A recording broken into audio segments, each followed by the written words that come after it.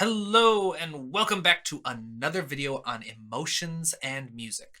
This week we'll be tackling a request from Instagram, which was how to write romantic nostalgia. Now, there are a ton of different types of romance that you can technically score, and the key to figuring out how you want to approach this kind of music is to think about what kind of emotions you want to evoke in your audience. Personally, when I think of a nostalgic romance, I think of something kind of bittersweet. The kind of love theme that is technically beautiful, but ends up making the audience feel a bit lonely. Something along the lines of, oh, that's so beautiful. Why can't I have that? Well, it sounds kind of mean, but sometimes composers need to be a little mean in order to help the audience actually feel something. So let's start out by first listening to this short theme that I've written, and then we can take a closer look at how exactly I came up with it.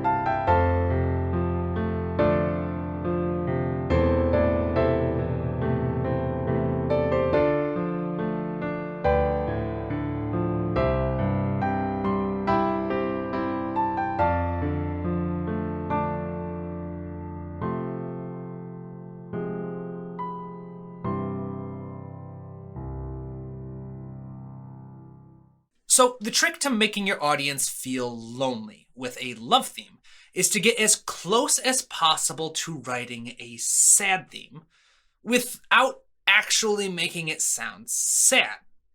Now, to do this, we'll do a couple of different things. First, we're going to write our piece in a major key, but we'll make sure to include plenty of minor chords while we're at it. We'll also work with a slower tempo, somewhere around the 60 to 80 beats per minute range. We'll focus on using mostly quarter notes or longer in the melody, and then finally we'll try and create a bit of disconnect between our melody and chord progression by emphasizing a few color tones that don't necessarily appear in the underlying harmony. So for this piece, I started with a tempo of 70 beats per minute. This slow tempo helps keep the energy of my music down, which is something that's typically associated more with sad themes than happier ones. Next, to make things simple, I started my chord progression with just a few cliches. I started with a leap from C major, or the major 1 chord, to F major, which is the major 4 chord. And this combination is a very common pattern and strategy found in a ton of romantic themes. Next, I ended the entire thing with something that we are going to call a romantic cadence, which goes a major 4, minor 4, then major 1 chord.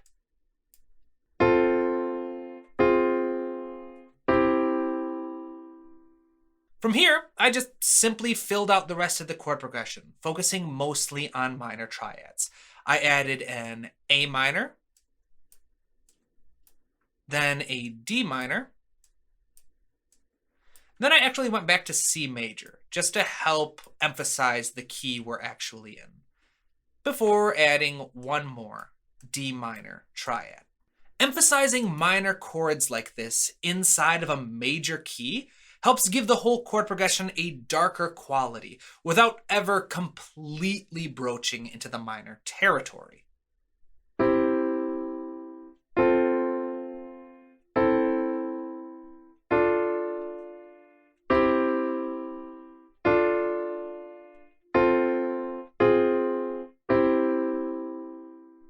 So next, I'm just going to fill out the bass line. And to do this, I'm just going to fill the root of each chord an octave below.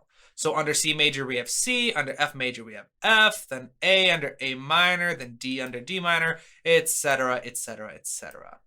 However, while I was writing this theme initially, I found that I actually liked the sound of my bass line much more if I used a couple of inversions to help smooth it out. Namely, in measure 3, instead of having an A in the bass, I decided to go with an E. This helped give me a nice smooth line moving down for my first 4 measures. Then, in measure 6, I took this D and I raised it up to an F, just because, for whatever reason, I really liked the parallels of having a C natural followed by a leap up to an F natural at the start of each 4-bar phrase.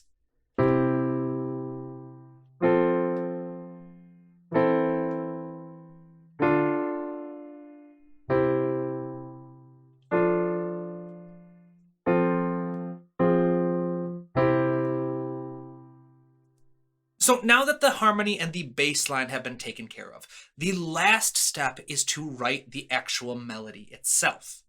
However, before I do this, I do want to take a quick moment to announce that after receiving several requests, I've recently re-released my online class, but this time as a new ebook, Portraying Emotions with Music.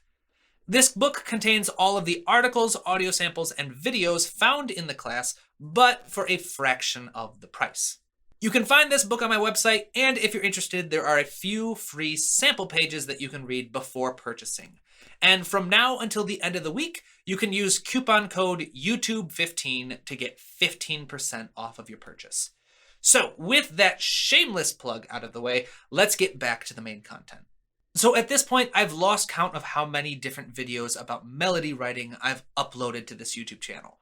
But if you've been here for a while, you know that my favorite way to start writing a theme is to just simply take a few of the notes from my underlying chord progression and then use them to create an initial shape for the melody. And that is exactly what I have done here. And if you're interested in learning more about this strategy, I recommend checking out my playlist, Melody Writing for Composers. But for now, there are a few unusual choices that I would like to point out. In particular, measures 1, 2, 4, and 5 all contain notes that don't actually belong in the underlying chords. At least not at first glance. In truth, each of these notes is technically a chord extension that still belongs to the harmony as options, even though I didn't actually use them in the chord progression itself. So in measure 1, this B natural helps take my C major triad and turn it into a C major 7. In measure 2, this D natural helps take my F major triad and turn it into an F major add 13. The same goes for measure 4, which turns my D minor into a D minor add 11.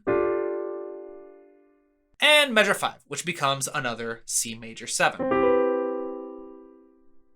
Now, using chord extensions in this initial melodic shape that don't appear in my chord progression helps create a bit of disconnect between my melody and my harmony that won't sound overly crunchy. And this is a fantastic strategy for creating a subtle but no less impactful feeling of nostalgia in your music. Now, there wasn't really any rhyme or reason why I chose these particular notes from my melodic shape, other than the fact that I knew each of them could work harmonically. And if you'd like to learn more about using these notes yourself, I recommend my video on chord extensions, which you can find in the description below. But for now, I'm going to very quickly finish this melody by just adding a more rhythmic element and a few embellishing tones. Keeping in mind my initial strategy of wanting to make sure I emphasized mostly quarter notes or longer. That doesn't mean I can't use 8th notes or 16th notes, but I want the primary focus to be on longer note values. Once again, if you would like to take a more in-depth look at how I write melodies, I'd recommend checking out my playlist on melody writing for composers. And with this, I have my general theme written out. I can now use this sketch to compose my final arrangement. By keeping these strategies in mind, I was able to successfully disguise my sad music as a love theme, which is an almost guarantee to help make your audience feel both happy and lonely. And with that, we have reached the end of another video. I hope you found it helpful. I want to take a quick moment to thank my wonderful patrons who make videos like this one possible. This week, a special shout out goes to my newest patron, Frank Bria. Thank you for your support, my friend. Another thank you goes to all of you who show your support through the many kind comments, messages, and emails that I receive. They mean more to me than you know. So until next time, my friends, keep studying, keep working hard, and keep writing new music.